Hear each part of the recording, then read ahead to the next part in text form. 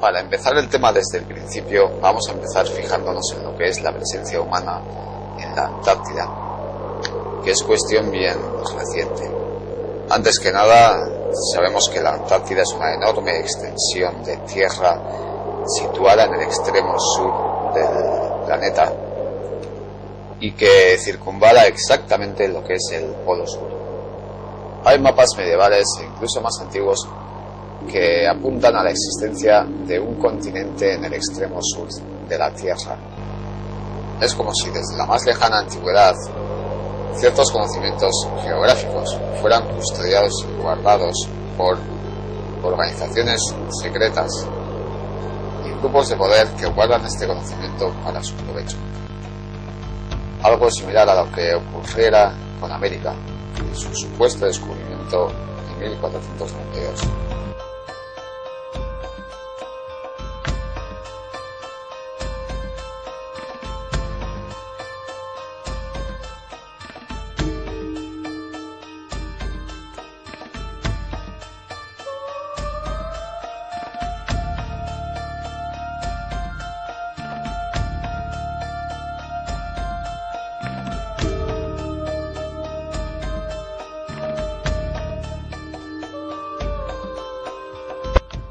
En 1774 el capitán Cook efectuó un viaje alrededor del océano Antártico, circunnavegando el continente.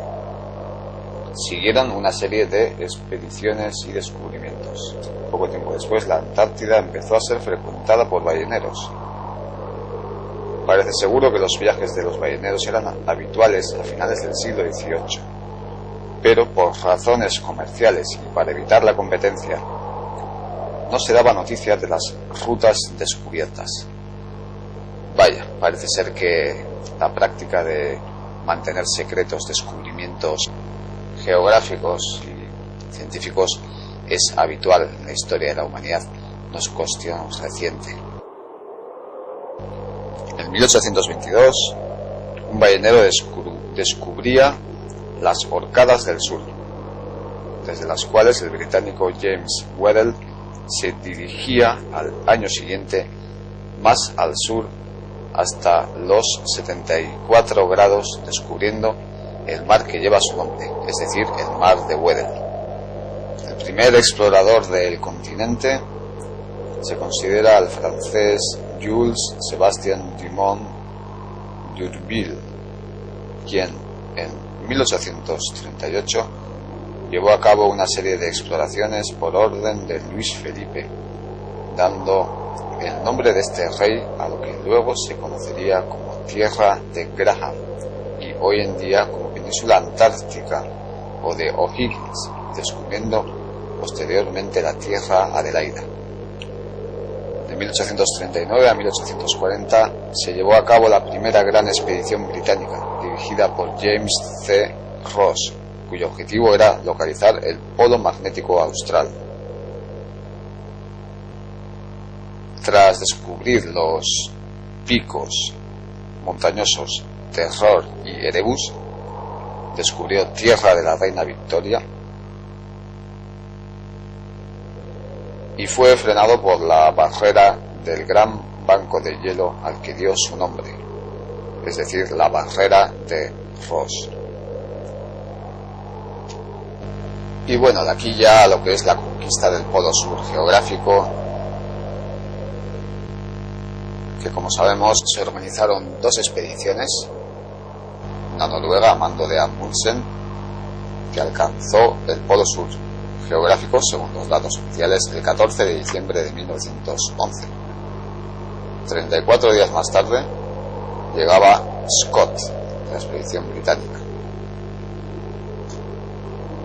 Y bueno, como datos significativos, también destacar que fue el almirante norteamericano Richard Evelyn Byrd quien sobrevoló en 1929 la zona en torno al Polo Sur. Un año antes, la misma Norteamérica había creado la base antártica Little America. en el límite de la barrera de hielos del mar de Ross. También se destaca la conocida expedición alemana dirigida por el capitán Alfred Richter, expedición llevada a cabo en 1938-1939, cuyo propósito oficial era, se dice, establecer una estación ballenera alemana. De todas maneras, los alemanes se adentraron en el continente haciendo algunos descubrimientos geográficos como tierras libres de hielo y grandes zonas lacustres. Todos estos descubrimientos quedaron registrados en filmaciones y, sin embargo, hoy día apenas podemos disponer de unas pocas imágenes de lo que son aquellas tierras interiores de la Antártida libres de hielo, porque existen, porque esos lagos están ahí, porque esas tierras antárticas sin hielo están ahí esperando a que alguien vaya a filmarlas, fotografiarlas, hacer un extenso reportaje sobre la zona. Pero, como digo, todo permanece en el misterio, en el silencio, en el secretismo. Y mientras todo permanece en este secreto, la NASA y otras organizaciones amparadas en el secretismo, tanto de Estados Unidos como de otros países, como de Rusia y otros países que están en la zona, desarrollan planes y programas ocultos a la opinión pública mundial, que en el caso de la NASA, por ejemplo, los justifica diciendo que en la Antártida se dan unas condiciones similares a las de otros planetas por su ambiente seco y sus condiciones meteorológicas extremas y todo esto. Pero que en el fondo lo único que vemos es, como digo, una justificación. Una justificación para mantener en secreto lo que allá se está desarrollando.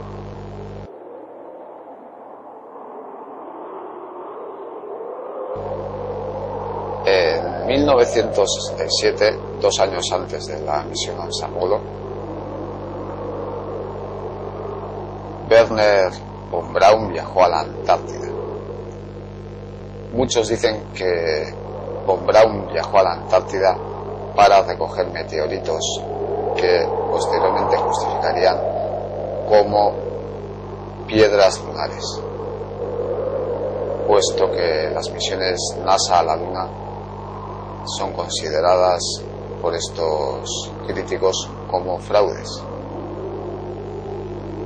Desde entonces, los científicos de la NASA recorren las tierras antárticas en búsqueda de meteoritos, se dice, así como investigando extrañas perturbaciones magnéticas en torno a la región polar.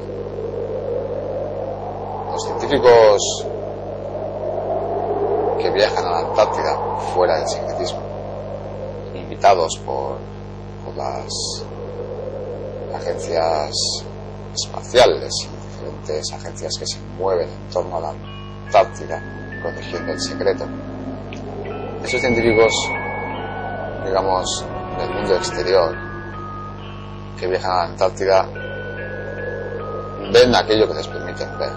Evidentemente no les permiten tener acceso a los programas secretos y generalmente se quedan o bien en las zonas costeras, y cuando se adentran hacia el interior les dirigen directamente hacia las pocas bases interiores que oficialmente se reconocen en el interior del continente.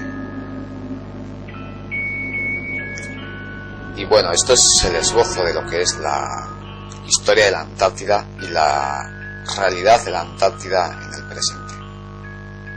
La Antártida es una tierra enorme, llena de misterios, que se halla en manos de ciertas agencias militares, agencias secretas, agencias espaciales en la Antártida, que se mueven como Pedro por su casa, que hacen y deshacen lo que quieren, que siempre nos transmiten imágenes de la Antártida como si fuera exclusivamente un cubito de hielo, con la clara idea de impedir que el hombre vulgar, el hombre del mundo exterior, pueda llegar a interferir en los planes que allá se desarrollan.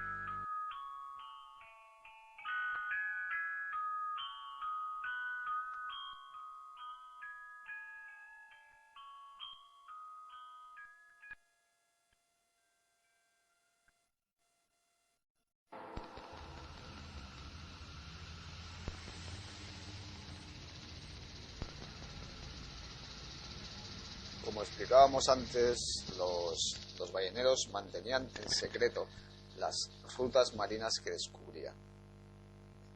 Esta práctica de no hacer pública y mantener en secreto cierta información científica, geográfica, social, política, económica, es algo que no debería sorprendernos excesivamente.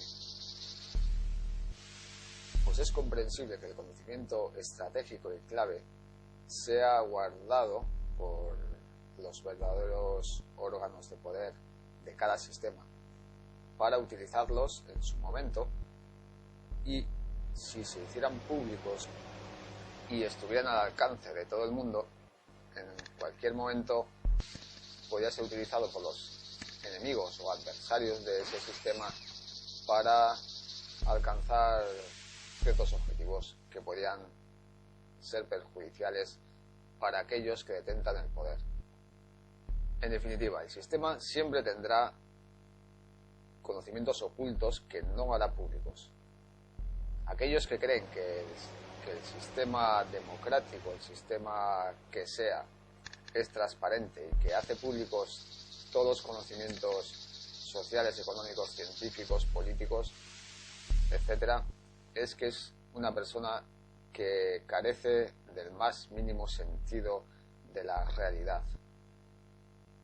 La persona que esté dispuesta a creer lo que le cuenten los medios de comunicación oficiales y el sistema educativo, el sistema político, económico de cada momento, es que es una persona absolutamente incauta, que tiene que tener mucho cuidado, porque si hace caso a todo lo que se le diga, si cree en toda la propaganda, si se cree todas las teorías que se transmiten a través de los medios, puede bien acabar en la ruina personal, familiar, económica, y ser literalmente destruido como persona. Y sobre todo el actual sistema económico, que ha sido cubierto por una red financiera internacional que se fundamenta en el préstamo con interés, la usura bancaria, el endeudamiento personal, familiar, social, el endeudamiento de países enteros que quedan absolutamente ahogados por la deuda. Pensemos en este sistema que se fundamenta en engañar a la gente, en hacerles creer que son libres, mientras lo que hace es atarles las cadenas financieras de la usura y el préstamo por interés.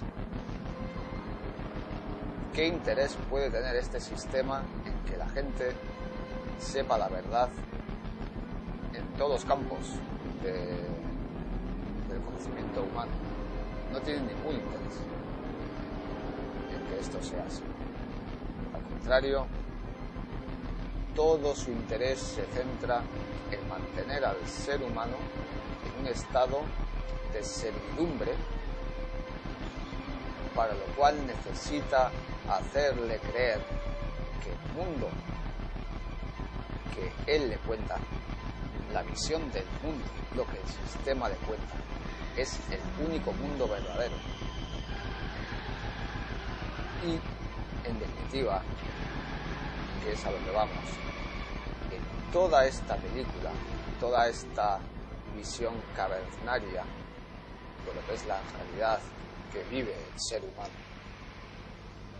la cuestión de la Antártida y las actividades secretas que las agencias gubernamentales y no gubernamentales realizan en torno a las zonas polares son claves para comprender la guerra cósmica que se desarrolla a espaldas del hombre común.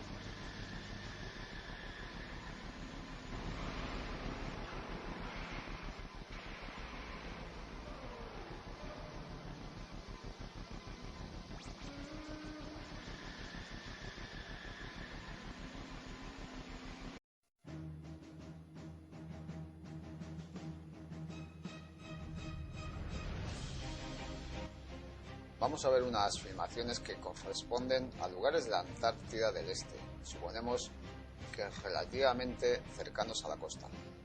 No podemos dejar de preguntarnos cómo es que ninguna productora de documentales ha hecho nunca un reportaje sobre estos lugares tan insólitos y formidables, y en su lugar nos presenta siempre a la Antártida como cubierta exclusivamente por hielo, glaciares y pingüinos.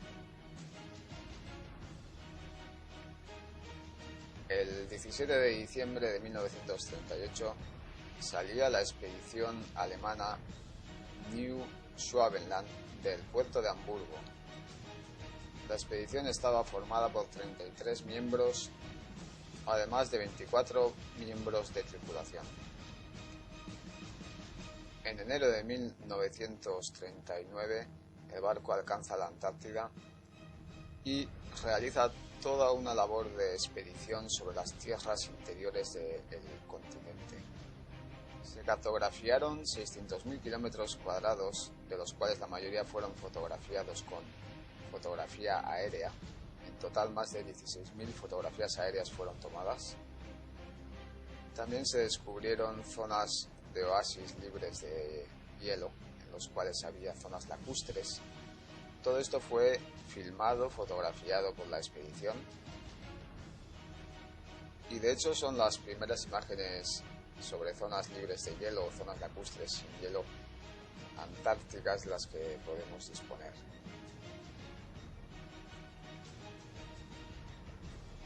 El 3 de febrero de 1939, a bordo del hidroavión Passat, el piloto Richard Heinrich Schumacher divisó en medio de un paisaje completamente blanco, cubierto de nieve, una zona lacustre con tierras libres de hielo, a la cual denominó con su propio nombre, es decir, Oasis Schirmacher. Este oasis tiene aproximadamente 3,5 kilómetros de amplitud por aproximadamente 20 kilómetros de largo y está situado a una altitud aproximada de 100 metros sobre el nivel del mar. Se han propuesto diversas y variadas teorías para tratar de explicar la existencia de estas zonas de oasis antárticos libres de hielo y con zonas lacustres. Se dice que serían causados por fuentes termales o por insolación o incidencia solar, e incluso se ha llegado a decir que son causados por la forma geológica y geográfica de las montañas que envuelven la zona. En cualquier caso, lo que es realmente extraño es que no se nos presente a la opinión pública ni siquiera imágenes ni documentales sobre estas, llamémosle al menos, anomalías geográficas. Vamos a ver ahora un corto del descubrimiento por parte de la expedición norteamericana al mando del almirante Richard Byrd de un oasis antártico en medio del gran desierto de hielo. Change in scenery. The universal white is turned to chocolate brown, dotted with blue. A cameraman goes into action. 300 square miles of land without snow. Land that might be in New Mexico or Arizona. Pictures alone will prove Bunger has discovered a warm oasis in the shadow of the pole. It is for such supreme moments as this that men brave the hardships of exploration.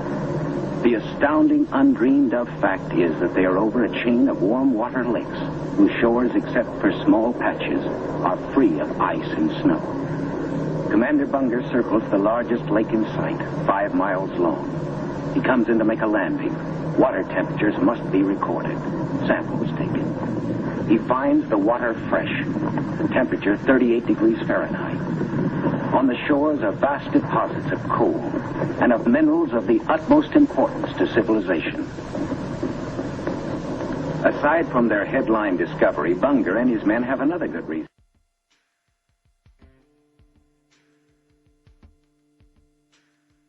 Finalmente vamos a ver imágenes de zonas lacustres antárticas que, por lo que podemos entrever de su orografía, se corresponden con algún lugar cercano a la costa de Shackleton, banco de Amery o similar al oasis de Buren. Puesto que apenas hay carreteras, el helicóptero es el medio habitual que utilizan las fuerzas instaladas en la Antártida para desplazarse en distancias cortas y medianas, especialmente en las regiones libres de hielo donde apenas hay pistas para vehículos rodados. Los lagos que vemos pueden helarse parcialmente en su superficie, al menos durante el largo invierno polar, pero permanecen libres de hielo durante el resto del año, tanto en sus aguas como en las colinas y costas circundantes. Lo más inquietante de todo esto es el hecho de que ninguna productora ni ningún otro medio difunde imágenes de estos espacios naturales y que sobre esta región se mantenga un secretismo tras el que con toda seguridad se ocultan programas y planes secretos.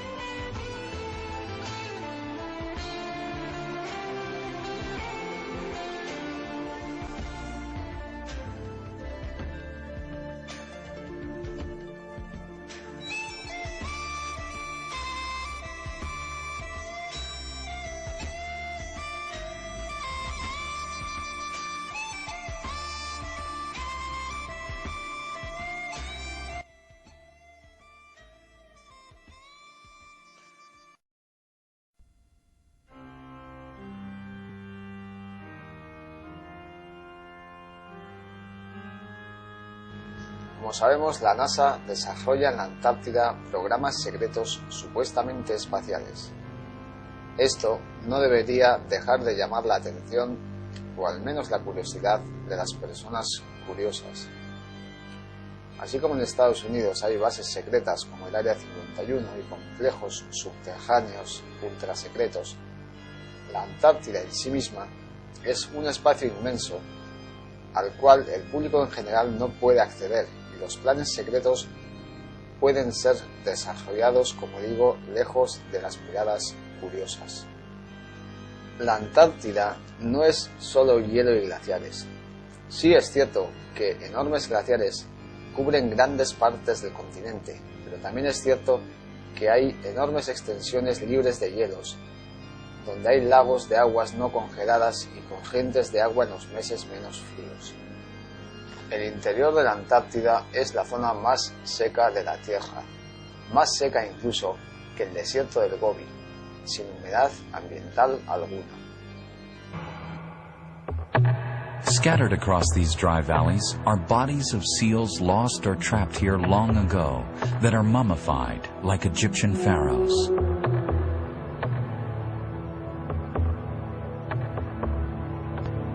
In this bizarre place, the remains do not decay, but are slowly eroded by the sandblasting effect of wind and sediment, carving them into strange, eerie shapes, just as it does to the rocks and boulders that litter the landscape around them.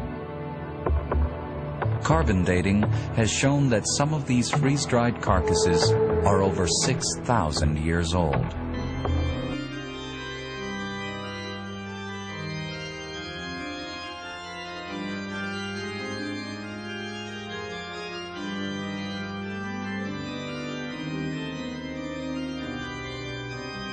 Hielo, el deshielo,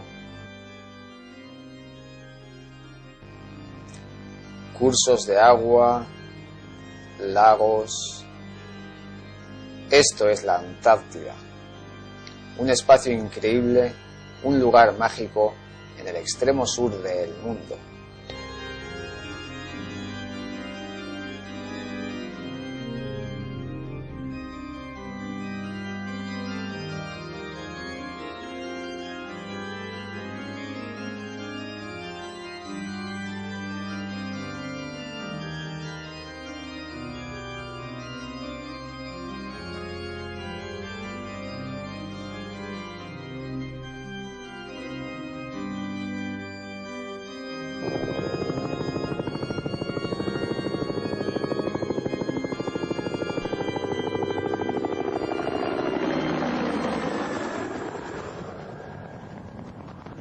October, summer in Antarctica.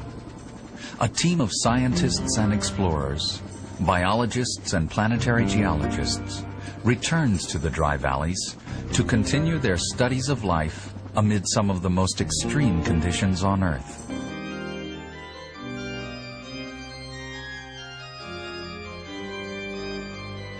De los glaciares antárticos surgen cursos de agua que se adentran por tierras libres de hielo, formando espacios lacustres.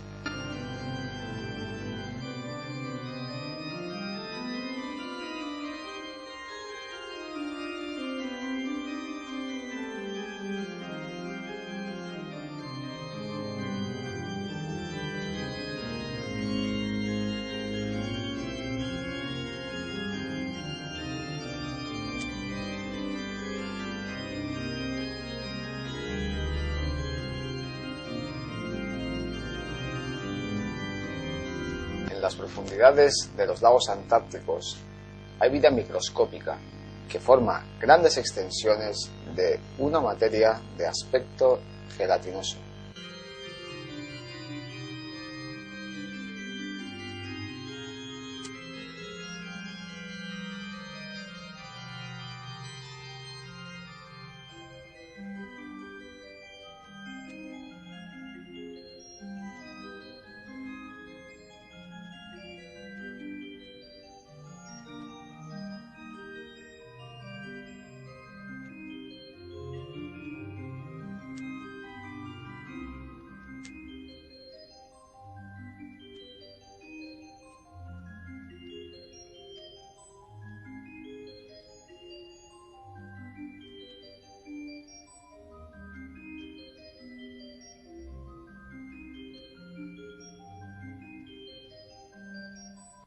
Suppose you were to take a walk on the surface of Mars.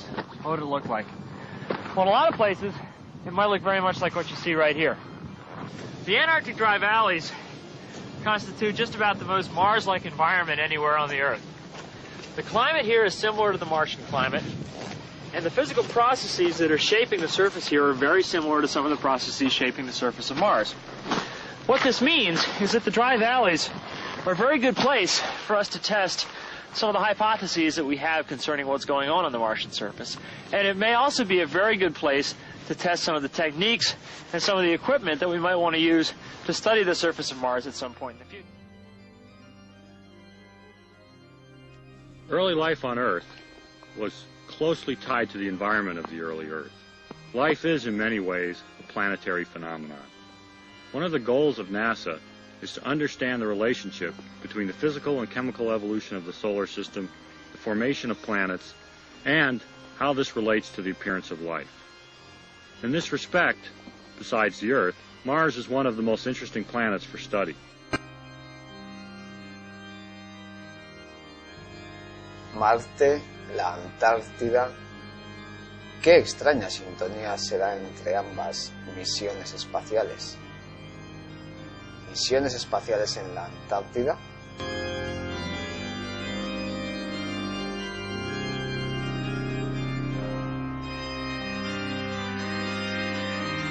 Pero bueno, ¿qué tipo de combustible puede quemar esta nave espacial en el vacío absoluto, fuera de cualquier tipo de atmósfera?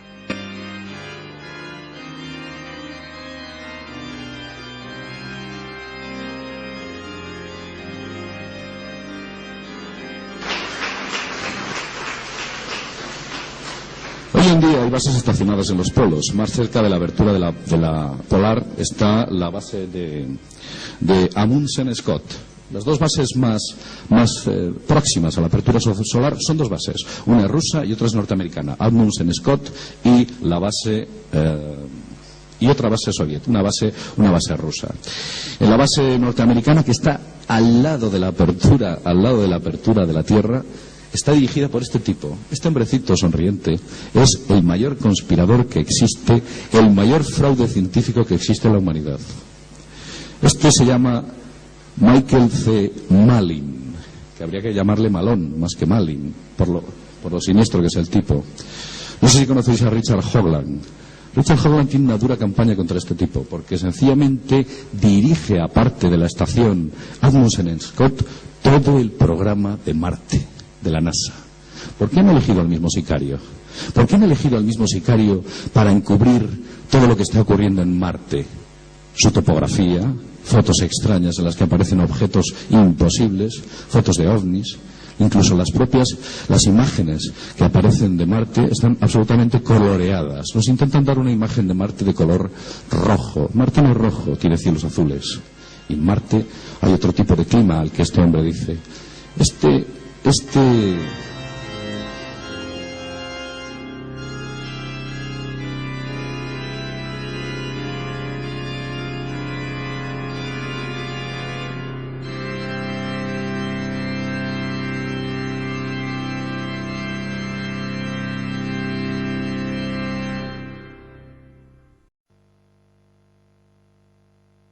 A la Antártida se le atribuyen aproximadamente 14 millones de kilómetros cuadrados.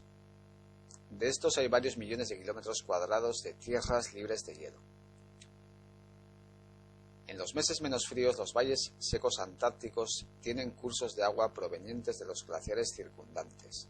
En algunas partes bajas de estos valles hay formaciones lacustres que en ocasiones se entremezclan con glaciares de sedimentación.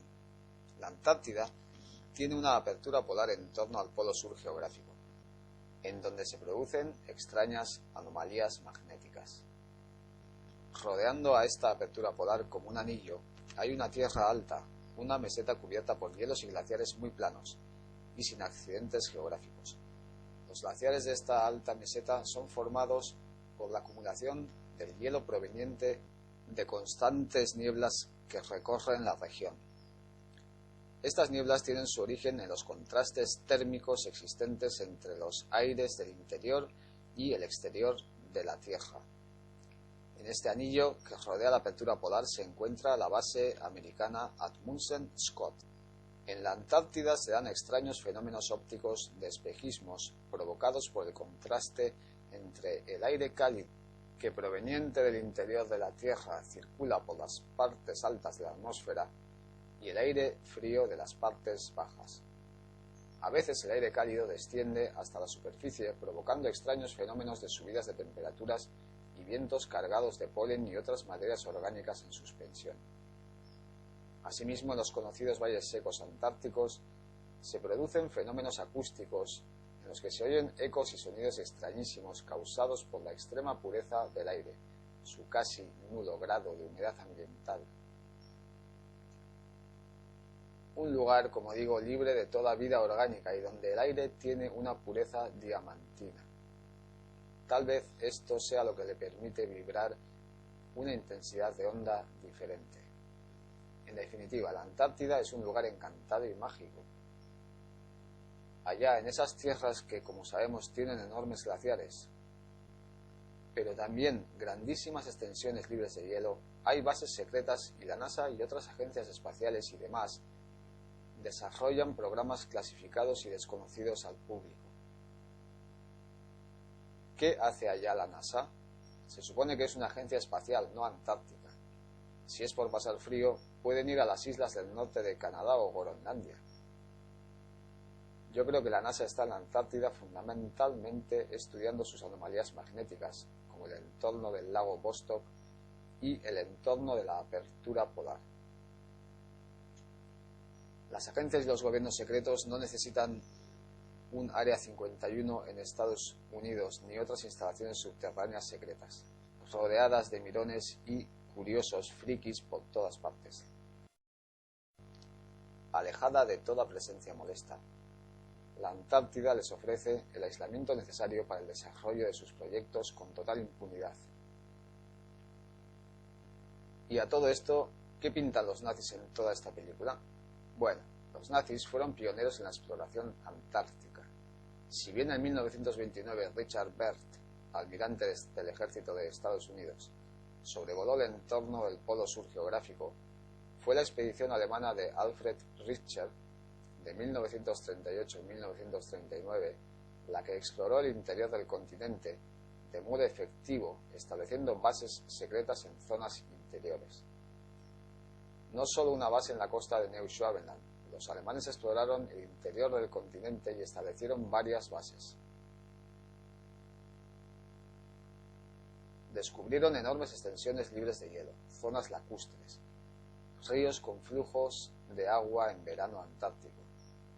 También descubrieron la meseta polar que, cubierta por una espesa y planísima capa de nieve, como decimos, envuelve como un anillo la apertura polar al interior de la Tierra.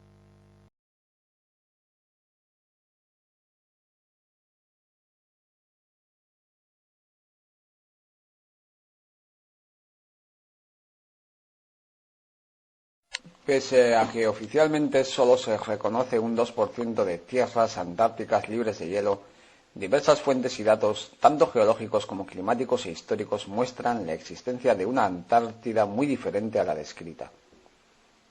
Grandes extensiones libres de hielo cubren el interior continental de la Antártida. La Antártida se divide en dos regiones geográficas principales, la Antártida Occidental y la Antártida Oriental. El 80% del territorio antártico se halla en la Antártida Oriental y es en su interior donde se hallan el polo geográfico, el polo magnético, así como las regiones más incógnitas y misteriosas del gran continente austral. La Antártida Occidental es de hecho una península de la gran masa continental y se constituye por la península antártica y las tierras que hay entre los mares de Ross y Weddell hasta el límite de las montañas transantárticas. Con casi 5.000 metros de altitud sobre el nivel del mar, el monte Vinson se alza como un centinela gigantesco sobre la barrera de hielo del mar de Weddell en la Antártida Occidental. Es el pico más alto de la Antártida. Climáticamente hablando, la Antártida se divide básicamente en 3 regiones. La primera región antártica es la costera. Aquí incluimos en líneas generales las tierras que, dependiendo de la interacción orográfico-climática de cada caso, se hallan hasta una distancia de entre 500 y 700 kilómetros de la línea de costa. Toda la Antártida occidental se halla incluida en esta región. Esta es una región con precipitaciones periódicas no muy abundantes, pero sí lo suficientes como para formar enormes y profundos glaciares, que no obstante en algunas zonas y valles, como los valles secos de las montañas transantárticas, dejan lugar para tierras libres de hielo. La segunda región antártica corresponde a las grandes extensiones interiores de la Antártida, donde la inexistencia de precipitaciones de cualquier tipo da lugar a enormes territorios desérticos libres de hielo. Grandes desiertos de roca, dunas y montañas de aspecto lunar o marciano, que aún así son atravesados por cursos de agua cuya superficie se halla helada la mayor parte del año y que, en ocasiones, conforman zonas lacustres que en los meses menos fríos alcanzan a descongelarse en su superficie. Todo el territorio del subsuelo antártico es recorrido por corrientes de agua que en general se originan en los glaciares de la meseta, que se halla en torno al eje polar. Estas corrientes suelen permanecer heladas en su superficie la mayor parte del año, pero en los meses menos fríos llegan a descongelarse totalmente. Alrededor del punto 85 grados sur, 39 grados este, y teniéndolo como eje, se despliega una alta meseta de un diámetro aproximado de 1000 kilómetros y que en general supera los 3000 metros de altitud sobre el nivel del mar. Esta alta meseta se halla cubierta de una espesa capa de nieve creada por las densas nieblas heladas que constantemente la recorren. Debido al régimen de los vientos antárticos, a esta región no alcanza precipitación alguna de borrascas marítimas.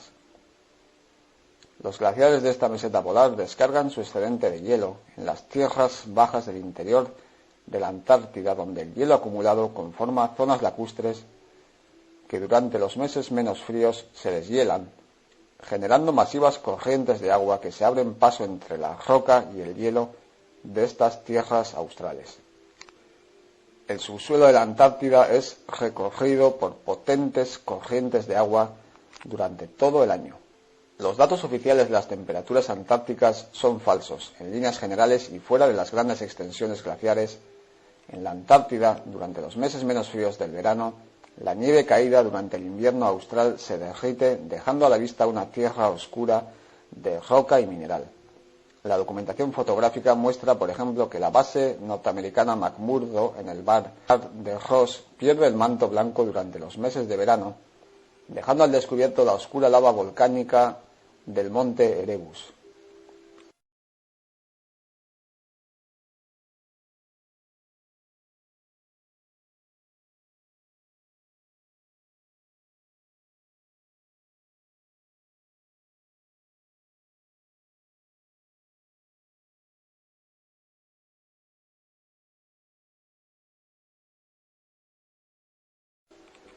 La meseta antártica conforma un anillo cubierto por una capa glaciar extremadamente lisa y plana.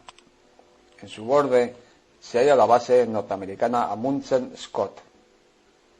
Una vez en esta meseta, uno tiene la sensación de que su horizonte nunca tenga fin. Si nos dirigimos hacia sus bordes exteriores, nos encontraremos con grandes masas glaciares que a lo largo de extensos periodos de tiempo acaban desprendiéndose lentamente hacia las tierras bajas.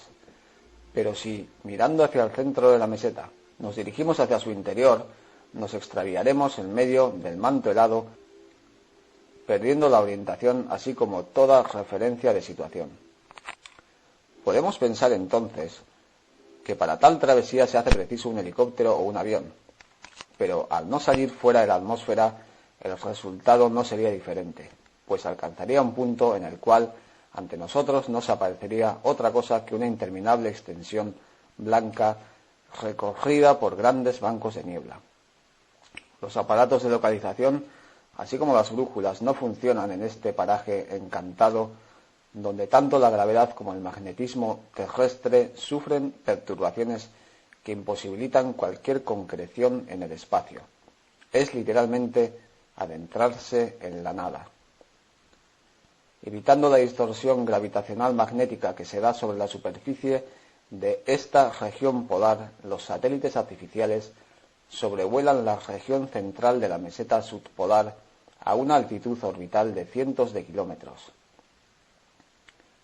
A esta altitud libre de distorsiones gravitacionales terrestres, los aparatos sondean la superficie, pero a sus pies tan solo hallan un espacio indescifrable y sin situación concreta, un tremendo misterio que sus registros son incapaces de codificar.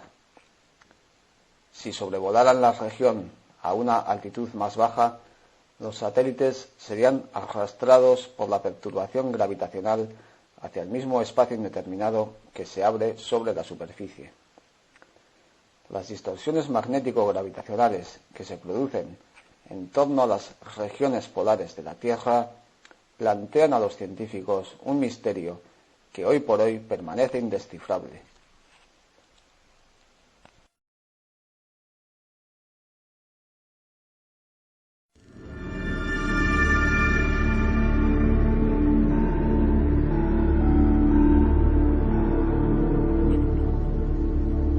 En 1928, los Estados Unidos de Norteamérica iniciaban al mando del almirante Richard Byrd una importante expedición en la Antártida en la que se contó con la inestimable ayuda de 3 aeroplanos, un trimotor Ford llamado Lloyd Bennett, un Fairchild FCC-2W2 construido en 1928 llamado Barras y Estrellas y un monoplano Fokker Universal llamado Virginia. La expedición norteamericana construyó una base en la barrera de hielo del mar de Ross a la que llamó Little America. La exploración de territorios se llevó a cabo mediante trineos de perros, mediante vehículos a motor y principalmente mediante los mencionados aeroplanos. El 29 de noviembre de 1929, Richard Byrd realizó el conocido oficialmente como primer vuelo subpolar. El 18 de junio de 1930, la expedición volvía a Norteamérica. La segunda expedición de Byrd a la Antártida fue en 1934. En esta ocasión, el almirante norteamericano estuvo 5 meses operando en solitario una estación meteorológica llamada Base Avanzada. Al cabo de este tiempo, Byrd empezó a realizar extrañas e inusuales transmisiones de radio que alarmaron a los hombres del campo base. Se organizó una expedición de rescate que finalmente, y tras varios percances, alcanzó Base Avanzada, encontrando a Byrd en un lamentable estado físico y mental. La causa de la demencia en la que cayó Byrd durante su estancia en ese lugar de la Antártida se atribuyó oficial y literalmente a la emisión de monóxido de carbono de la estufa con la que se calentaba. A finales de 1938, en las fechas anteriores a la partida de la expedición antártica alemana, Byrd visitaba Hamburgo. Ahora que los alemanes tenían lista su expedición y que estaban a punto de ir a tierras antárticas, había algo que tenían que saber, y Byrd era el encargado de comunicarse. Los alemanes iban a la Antártida con material punta, de ingeniería punta, de la época, con aviación y, como decimos, con los medios más sofisticados de aquel momento. La Alemania nacionalsocialista, tan interesada como estaba en cuestiones místicas y esotéricas, no había dejado pasar por alto lo que sucedía en torno a la Antártida y seguía de cerca todos los movimientos que se realizaban en el continente subpolar, incluidos los que realizaban los norteamericanos. Por su parte, el poder mundial no veía con buenos ojos compartir el secreto o los secretos que oculta el continente subpolar con un advenedizo Reich alemán, y lo veía como un incómodo invitado.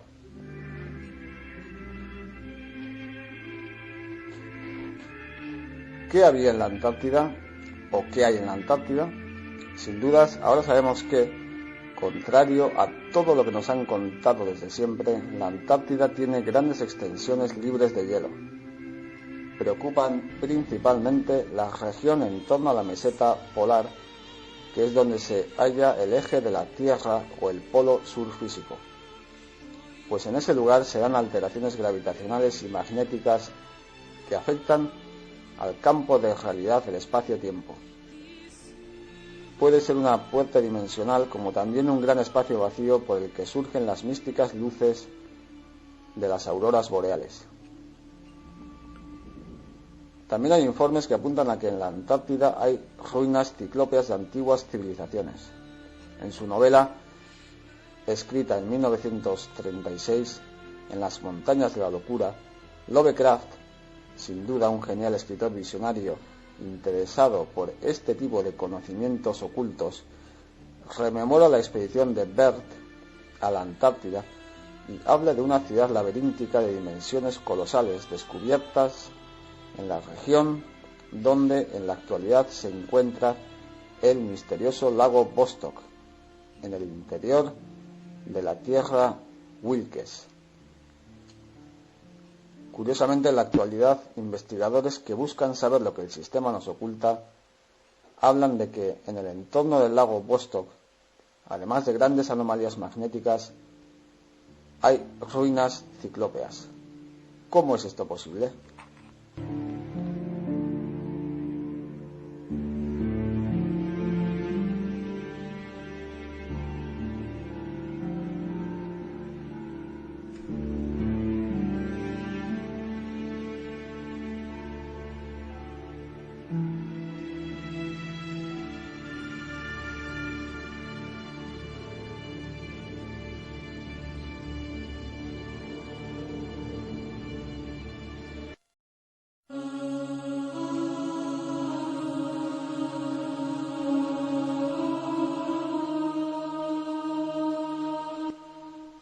Este mapa de la Antártida señala en color rojo rosáceo las zonas que no tienen cobertura permanente de hielo ni glaciar. Las zonas costeras están cubiertas mayormente por enormes extensiones glaciares, si bien encontramos también grandes territorios libres de hielo en la península antártica, en los valles y montañas de la cordillera transantártica y en zonas puntuales de la costa de la Antártida del Este, como en el entorno de la plataforma de hielo de Ameri. En el interior de la gran masa continental, al este del continente y limitando al sur con la meseta subpolar, el mapa indica también una enorme extensión de varios millones de kilómetros cuadrados de tierras libres de hielo. En este gran territorio interior encontramos montañas, llanuras, cursos de agua, zonas lacustres. No son zonas templadas y la mayor parte del año son extremadamente frías, aunque hay meses de verano en los que las temperaturas superan los 0 grados y entonces el agua se deshiela y recorre la superficie. Todo el subsuelo de la Tierra, del planeta Tierra, se halla recorrido por una laberíntica red de cavernas y túneles subterráneos por los que corren corrientes de agua dulce y aire que regulan la temperatura del planeta. Toda esta red de túneles y cavernas con cursos de agua recorre las zonas poco profundas del planeta y comunica el interior y el exterior de la Tierra a través de las zonas polares como la Antártida. Es por este motivo que esta zona se halla mucho más surcada por cursos subterráneos de agua dulce templada que otras regiones de la Tierra. El interior de la Tierra no es incandescente sino templado, excepto en las zonas donde corren corrientes de lava que puntualmente afloran a la superficie en forma de volcanes. Son las venas de fuego de la Tierra.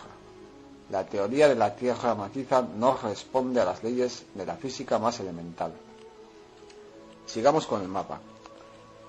En torno al eje polar encontramos la meseta polar, un gran territorio situado a más de 3.000 metros de altitud sobre el nivel del mar, en cuyo centro se dan anomalías magnéticas y gravitacionales que son estudiadas por agencias secretas, paragubernamentales, agencias espaciales. Todo rodeado de misterio, pues a la gente común no nos facilitan datos reales y el secretismo es extremo. La meseta polar es un territorio sumamente plano y homogéneo, en el que sin dudas hemos de centrar nuestra atención. Los grandes bancos de niebla helada que la recorren periódicamente han ido creando a lo largo de los milenios una gran capa glacial de varios cientos de metros de grosor. Estas nieblas se crean por el contraste térmico que hay entre el aire templado proveniente del interior de la meseta y el aire helado exterior. ¿Cómo es posible que desde el interior de la meseta antártica soplen vientos templados? Las regiones polares de los planetas son extremadamente misteriosas. En los años 80, la sonda Voyager tomó fotos del polo norte de Saturno, encontrando allá formas hexagonales centradas en torno al eje planetario. En 2007, la sonda Cassini volvió a fotografiar el polo de Saturno y encontró las mismas formas geométricas, es decir, son formas permanentes. ¿Qué misterio hay allá? Sin dudas, la Tierra y todos los planetas tienen un mismo tipo de arquitectura planetaria. La rotación de esferas crea campos de realidad que interactúan con fuerzas no newtonianas y con planos hiperdimensionales. En el polo de la Tierra se halla un campo de torsión que abre las puertas del espacio-tiempo. De la meseta subpolar fluyen hacia el exterior varios cursos de agua templada, los más importantes de los cuales acaban formando las mayores plataformas de hielo de las costas de la Antártida. El hielo de estas enormes plataformas heladas que flotan sobre el mar no es de agua salada, sino de agua dulce, es decir, se forma cuando el agua dulce de las corrientes de agua provenientes del interior de la Tierra acaba helándose al entrar en contacto con el agua salada del mar. Debido a la diferente densidad, las aguas dulces y saladas no se mezclan, y el agua dulce helada, de menor densidad, acaba formando la plataforma de hielo que al cabo de siglos o milenios acabará desprendiéndose en icebergs. Destacamos las 4 plataformas de hielo principales de la Antártida. Hay 2 plataformas mayores, la plataforma de Rhone en el mar de Weddell, la plataforma del mar de Ross y 2 plataformas menores, la plataforma de Amery y la plataforma de Shackleton. En la costa atlántica de la Antártida, en torno al meridiano cero, encontramos el territorio antártico alemán explorado por la conocida expedición de 1939. La península antártica limita las costas del Océano Pacífico y las del Océano Atlántico, y su prolongación hacia el norte se extiende hacia el continente americano, llegando sus costas más septentrionales más allá del Círculo Glaciar Antártico. El territorio explorado en 1939 por Alemania, al que llamaron New Schwabenland, tiene una extensión de 600.000 kilómetros cuadrados. Mediante fotografía aérea, los alemanes realizaron un preciso mapa de toda la región. Este mapa señala una tierra cubierta en su mayor parte por glaciares, que en el interior se hacen más profundos, si bien también vemos en él zonas lacustres y territorios libres de hielo. La documentación está disponible para quien tenga interés. Destacan por sus tierras libres de hielo los montes Möglich-Hoffmann. De todas formas, como decimos, las grandes extensiones de territorios libres de hielo se hallan más al interior del continente, y sin dudas los alemanes no se limitaron únicamente a explorar New Schwabenland. En el interior de la Antártida, más allá de los grandes glaciares litorales y prelitorales, encontramos varias cuencas en las que predominan los territorios libres de hielo. Aquí vemos la cuenca interior, la cuenca de Amery y la cuenca de Vostok. Todas estas cuencas son extremadamente secas y carentes de precipitación, y son recorridas por flujos de agua dulce y templada que provienen del interior de la meseta subpolar. La cuenca interior desemboca el agua en una zona lacustre interna. La cuenca de Amery desemboca en el océano formando la plataforma de hielo homónima. La cuenca de Vostok desemboca igualmente en el océano formando la plataforma de hielo de Shackleton. Esta última cuenca recibe su nombre del lago Vostok, un lago de aguas templadas que se halla en su tramo medio, en el límite entre las tierras libres de hielo interiores y los glaciares prelitorales. En torno al lago Vostok hay grandes misterios y enigmas. La fotografía satélite del lago muestra un lago de unos 250 kilómetros de longitud por unos 50 kilómetros de ancho. Oficialmente se dice que el lago se halla bajo 4 kilómetros de hielo, pero si esto fuera así, en la fotografía satélite no se distinguirían con tanta claridad los límites costeros del lago, así como el contraste entre la orografía montañosa de la región y la de la superficie lisa del agua. La fotografía muestra un lago que a lo más estaría cubierto por una capa de hielo muy superficial. La profundidad de las aguas del lago alcanza 500 metros.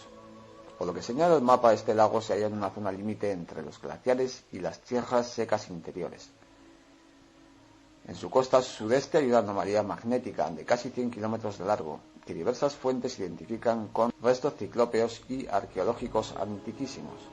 También en esta zona se aprecian grandes dunas de arena. La zona occidental de la Antártida se halla formada principalmente por la península antártica y por la Tierra de Maria Bert. Es principalmente territorio cubierto por glaciares. Curiosamente, en esta tierra está la meseta Rockefeller, junto al mar de Ross y frente a la isla de Ross, donde se halla la base Greenpeace y la base McMurdo, principal base norteamericana en la Antártida.